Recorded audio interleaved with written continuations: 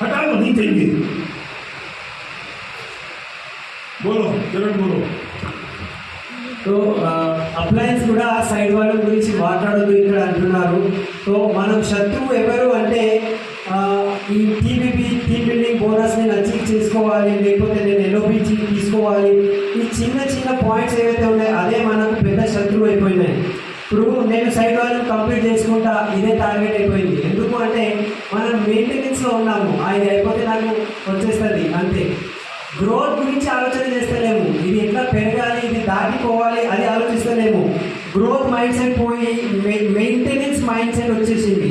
Okay, ఇది ఇంత LOP వచ్చేసింది అనుకో, అబ్బా ఎల్ఓపి వచ్చేసింది అంతవరకే ఆలోచిస్తున్నాము. దీనికి చాలా పెద్దగా తీసుకోపోవాలి అది ఆలోచిస్తలేము. 2600 అయిపోయింది, ఆ టీమ్ బిల్డింగ్ బోనస్ వచ్చేస్తుంది. అంటే ఈ టీమ్ బిల్డింగ్ బోనస్ ఇది ఎట్లా అయిపోయిందంటే చాలా మంది ఇదే గోల్ పెట్టుకుంటారు, టీమ్ బిల్డింగ్ బోనస్ వచ్చేస్తే అయిపోతుందని. చాలా మంది స్టార్ కూడా అవ్వట్లేదు, ఎందుకు అంటే టీమ్ బిల్డింగ్ బోనస్ పోతుందని. సో ఇది చిన్న ఆలోచన సరి ఏదైతే ఉన్నది, ఈ 20 మందిలో అది అట్లాంటి ఆలోచన ఉండకూడదు. ఇంత చిన్న ఆలోచన ఉన్న వాళ్ళకు అస్సలు తీసేయాలంటున్నారు. ఒక సంచిలో వీళ్ళకి పెట్టేసి కట్టేసి నీళ్ళలో పారేయండి అని అంటున్నారు. ఎందుకంటే వాళ్ళు చిన్నగా ఆలోచిస్తున్నారు.